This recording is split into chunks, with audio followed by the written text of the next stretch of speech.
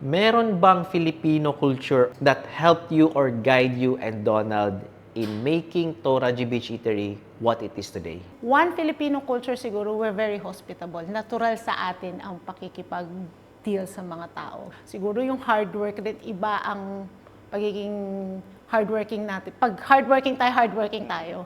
Kumusta ug maayong adlaw kabayan? Welcome back to the Pinoy Expat. My name is Icon and I am your host.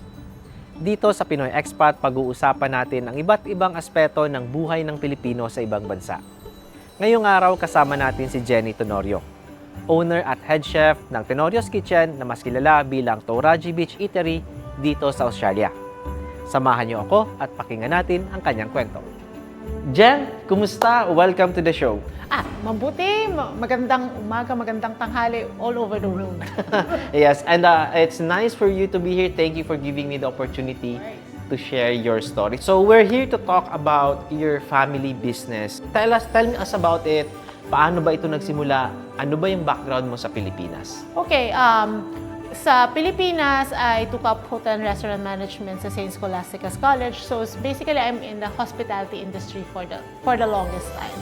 I taught sa De La Salle St. Pinil for a few years, and then I have a small business also, home-based business as well sa Manila, wherein we supply cakes and pastries sa mga selected restaurants. And what about your husband, si Donald? Ano naman yung ginagawa niya? Si Donald is in the hospitality industry as well. He works for Outback Steakhouse. Right, okay. So pareho kayong nasa hotel and restaurant management. So hospitality industry pareho. Yeah. And how did you end up migrating to Australia? It's because of Donald's work too. So from Manila, we moved to Singapore because of Donald's work, and then from Singapore, we moved to Australia.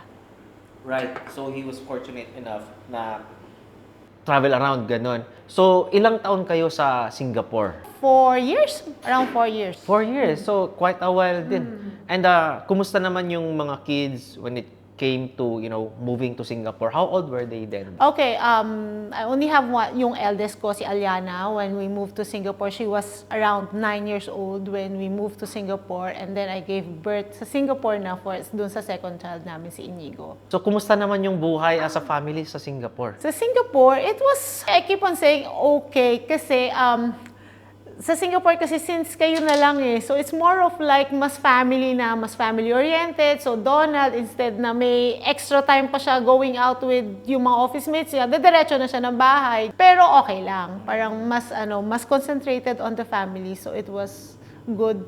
It was a good welcome change. And then when you moved to Singapore, ano na yung naging trabaho mo? I work sa Sodexo. So it's a food and facilities management company. So the last position I held was an assistant unit manager sa catering ng Sodexo BNPP. Back then, nung nasa Manila ka, you were teaching, nasa isip mo na ba na you would someday end up working overseas or even here in Australia? No. Siguro, wala naman sa plano ni Donald, wala rin sa plano ko na mag-abroad. It's just like the opportunities was given to us nung sa Singapore. So, syempre, Singapore na yun So, parang, sige, grab na natin kasi iba exchange rate. Mas mataas ang pera. Mas mataas ang pera. Tsaka, alam ni Donald na I've been wanting to, mahilig kasi ako mag-abroad. So, we travel abroad when we were in Manila. So, nung opportunity na, maglilipat ka at magtatrabaho at maninirahan sa abroad, bakit hindi? Parang ganun. Pero kung nung nasa Manila kami, hindi mo rin naman may isip na, mag-abroad kami. Yung parang final destination mo, lilipat ako ng abroad, lilipat kami ng ganito. Hindi naman. Wala naman sa parang plano talaga. When Donald said na lipat tayo ng Australia, what did you think? What did you feel? Kasi when we were in Singapore, we tried applying for PR. But unfortunately, hindi kami na-approve. So when the opportunity came that Donald nag-apply siya for Outback Steakhouse, pagkatapos natanggap naman siya, alika na, impake na tayo. So good, just like that? Just like, it was quite sudden also, because the original plan for us was Donald will come here nang mauuna siya ng at least a year. Kasi ganun yung nangyari yung setup namin when we were in Singapore. Right. Nauna si Donald ng 1 year, settled down before me and Aliana went to Singapore. So ganun rin una yung plano kasi nung una, Aliana was in year 6 sa Singapore. So gusto namin sana niyang tapusin muna yung year 6 before moving to Australia. Pero sobrang hindi kasi si Inigo was with us rin. Kaso hindi ma-approve yung pass ni Inigo sa Singapore. So he cannot stay too long. Pagkatapos yung pass namin dito sa Australia, lahat approve na. Oh. So it was all sudden. So since yung plan namin was Singapore muna kami nung mga bata for 1 year. Si Donald 1 year will be to settle down here bago kami lumipat. But since hindi nga ma-approve yung pass ni Inigo, siguro maximum 3 weeks, we were doing everything para lang kami nung mga bata to move here from Singapore. So dire-diretso yun. So talagang halos nagmamadali kayo na makaalis. So nung nag-iimpake ako, ang impake ko was 3. So nag-impake ako for here. The other one, iniimpake ko para sa balikbayan box para papadala sa Pilipinas. Tapos yung isang iniimpake, pinamimigay ko. But looking back now, would you have wanted na talagang masunod na 1 year muna na si Donald dito, 1 year kayo doon? Pareho rin lang naman. Kasi in my case, I was working sa Singapore nung umalis si Donald. So ang my goal was makaipon muna sana ako before moving to Australia kasi I would know na pagdating ko dito I will have to stop working kasi si Inigo was only 3 years old pa lang that time eh. Hindi mo maiwanan. Hindi pa maiwanan. So syempre hindi ako nakaipon. How was it like na lahat kayo nandito na kaagad? Masaya naman. It was like a hard time adjusting. Hindi naman sobrang hirap. Siguro kasi I'm very flexible enough rin naman na mahirap in a way kasi, di ba, syempre, you're used to working, tapos biglang you stop working. So, financially, wala kang pumapasok masyadong So, you just have to adjust. Pagkatapos, pagdating namin dito sa Australia, we were in Parramatta, and si Donald, wala pa siyang yung final na store na hahawakan. So, it was supposed to be in Queensland yung lilipatan ni Donald, then plans change, biglang naging Wollongong. Right. So medyo, at that time, medyo limbo pa na hindi pa kayo, uncertain pa lahat. So you eventually ended up here in Wollongong. What do you miss about living kahit nasaglit dun sa city? Sa city, lapit sa mall. Mas maraming kainan compared dito sa Wollongong kasi yung mga bata nga ngayon parang minsan kakain saan. Parang wala na ba ibang kainan dito? Yun na lang. Parang yun lang naman. It's more of like kaya lang living here in Wollongong is a lot more tahimik. Right. Yeah, Yes. mas organized, mas payak, mas simple pa rin lang, and then you're near the beach, and then mas hindi magulo. Right. So okay yun. Mas safe rin sa mga bata. Hindi naman sa hindi safe sa city, kaya lang it's more of like, mas alam mo kung nasan sila. Right. So basically, mas conducive siya for raising a family, ganon. Right. And what drove you na magsimula ng food business? Siguro on our second year sa Parramatta, I started baking cakes na rin naman nung para at least we offer it to sa mga regular na mga kaibigan lang, ganyan. Nagluluto-luto pa ako ng ulam para sa mga kaibigan namin na ayaw magluto every day. And then I started selling that one also. So nung lumipat kami dito, we started establishing yung Tenorio's Kitchen and then started offering it sa mga local friends lang namin. Right. And then, how did it pick up? Bigla ba siyang, boom, eto na, sige, let's start a business? Or was it like a really gradual na transition to like, okay, mag full-time business na tayo? It's been very gradual kasi I'm a homemaker. So sa bahay lang naman talaga ako. And then when we started, we had a cake party pa. Parang ganun, something similar to a Tupperware party. Where, Right.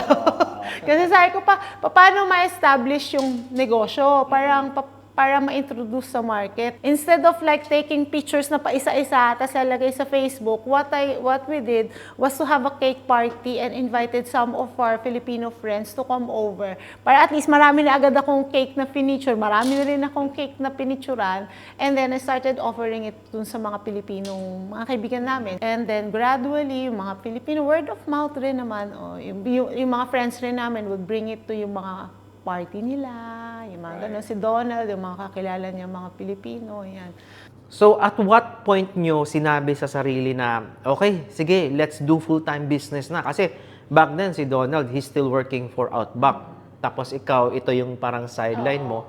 And then at what point nyo sinabi na, sige, mag-full-time tayo dito? Actually, 2022. 2022, after the pandemic. 2020, 2021, yun yung peak nung pandemic, di ba? Yun yung may mga lockdown tayo, yung mga ganyan.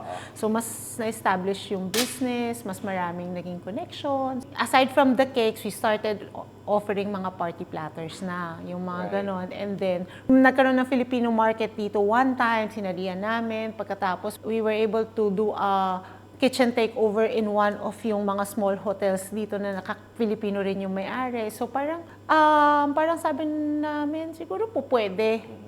Pwedeng magkaroon ng store. Parang dalawa lang yung choice ko. It's either I go back ng full-time work or magpo-full-time akong magnegosyo. Right. Dalawa lang yun. And then at that time, during that time, nakahanap si Donald ng location. Parang ganon. Yun. So, you are now torn between mag-full-time na employee or mag-full-time magtatrabaho kasi sabi ni Donald, trabaho ka na, pwede nang iwan yung mga bata. Kailangan natin ng pera. Kailangan ng ano. So, parang dalawa lang yung choice. Kaya lang kasi, parang medyo hesitant akong iwan yung negosyo kasi you were able to establish a clientele na. And knowing me, na pag nagtrabaho ko, mas-shift na naman yung focus ng business. Kasi syempre, kahit nasabi mo mag-part-time ka dito, 3 days, 4 days pa rin. Pag nakakakita ka na ng pera, yung 3 days, 4 days mo, nagiging 5, 6 days. Parang sige na, hayaan mo na. Di ba? Parang it's more of like yun na yung magiging, mag-shift yung attention mo sa mga iba ng ano. Now, what is the hardest part or what was the hardest part for you back then starting a business? Maybe as a Filipino migrant dito sa Australia. One thing siguro na mahirap is yung adjustment namin na... Kasi akala namin 7 to 3 lang yung cafe eh. Right. 7 to 3, pagkatapos siguro uwi kami mga 4 o'clock, yung mga ganon. Pero it was quite a lot of hard work yung shifting also na minsan umuwi kami doon, 7 o'clock na rin. Right. Yung ganon. Tapos aside from yung 7 o'clock, extended pa yung ginagawa mo sa bahay. So minsan yung mahirap minsan, yung parang alam mo, napapabayaan mo na yung mga bata. Right. Siguro it's one of the hardest rin siguro. Hindi mo lang siguro pero mahirap tanggapin yun na Kasi syempre, pagod ka na rin. Okay. So, nabanggit mo, akala ninyo 7 to 3 lang. Yung 7 to 3, yun ba yung operating hours ninyo? Actually, 7 to 2:30 lang kami. 7:30 to 2:30. Syempre, gigising ka pa. So, 7 o'clock, 7 to 2:30. Okay. Pero syempre, yung sinasabi mo na hindi lang siya, kasi hindi tumitigil ang negosyo. After, unlike sa Pilipinas, marami kang support system. Marami kang pwedeng tawagin na, uy, pwede mo ba akong tulungan? Pwede bang ganyan? O kaya kahit nasa kanto, pwede kang kumuha ng tagahugas, may maghuhugas sa'yo. Right. Dito, wala. Lahat kumikingking, lahat may bayad. So sometimes, syempre, you want to cut off costs rin. So ikaw rin yung gagawa. Yung ganon. So, syempre yung isang gawa ng tao na babayaran mo po, pwede mong bayaran. Kaya lang, since ayaw magbayad, ikaw magbabayad. Another time-consuming na naman work para sa'yo. Right. So, dun, kumbaga, nagko-compound lahat hanggang sa lumalaki na yung oras mo. Lumarami na rin yung labada ko sa bahay. So, aside from the kids na napapabayaan, pati yung labada. Labada, mapabayaan na. Now, yung forte ninyo, yung pinaka-menu ninyo, Filipino food. We focus on Filipino food that would be able to cater to more culture. Kasi yung venue namin, nung nakita namin tong place na to, hindi naman siya majority Filipino. So, kinakailangan namin makater yung mga local clientele. Right. So, nung nakita to, sabi ko, hindi po pwedeng dinuguan ang isi-serve natin, yung mga normal na Filipino na makikitang pagkain. It's more of like we have to adapt to the community also. So, what we did was, meron pa rin yung mga local food na bacon and egg roll, big breakfast, mashed avocado. But we started offering yung, pwede natin kainin the whole day sa Pilipino. So, yung mga tapsilog, yun naman yung staple sa atin eh. So, we started offering rice meals, or we introduced rice meals in such a way that it is more, anong tawag dito, hindi siya nakakatakot for the local community. Hindi nakakagulat na ano Hindi to? nakakagulat, hindi yung, ay, bakit may dugo to? Bakit may biruka to? Yung Bakit may dahon? Oo. So medyo mas mas subdued lang. Pagkatapos, even how we presented it, we try to present it in such a way na kilala ng mga locals. O kilala nila ang spinach, kilala nila itlog, kilala nila ang kamatis. Yung ganun. Ang medyo mas foreign lang naman sa kanila normally is they don't eat rice in the morning. Yes. Yun lang naman yun eh. So, Now, gaano kahirap o kadali ibenta ang pagkaing Pilipino sa mga Aussies? Gaano kahirap? Depende sa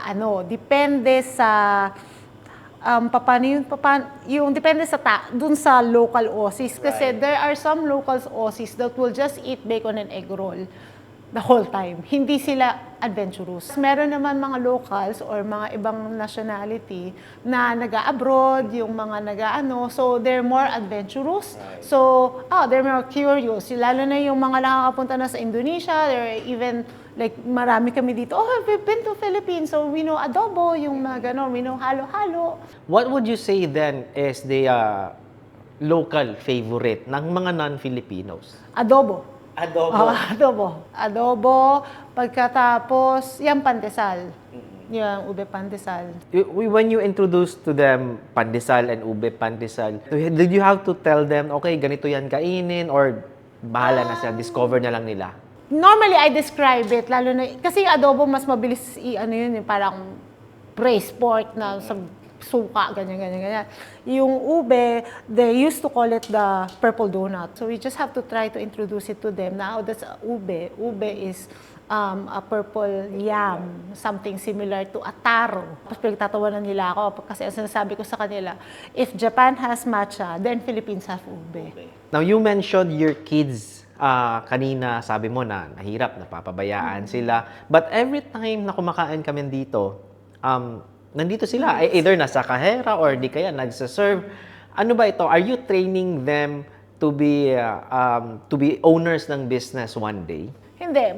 Before we started the business, we talked to them. Sabi namin, kasi nung nasa home-based business pa rin naman, si Aliano would help me out na magbabalot ng lumpia. Basta yung mga small things, and then I pay her. May yung mga nagpa-pop up nga kami. So, bit-bit namin sila lagi. Right. So, they get used to it. So, like, especially kay Eliana, we were like saying, we'll be having a cafe. So, are you willing to help? Ganon din yung maliit. Kasi mauubos yung oras sa cafe eh. So, kinakailangan is a family thing. They're excited naman. Like, si Aliana was okay. Nung sinabi na magkaka-cafe, she was trained to do yung kape. Si Inigo naman, parang he was willing to serve yung mga ganyan. Tapos eventually, he gained confidence. Siya na yung kumukuha ng order, nagsiserve na rin siya. So, naka-mindset na from the get-go pa lang na, Tutulong kayo. yes, by hook or by crook, tutulong kayo.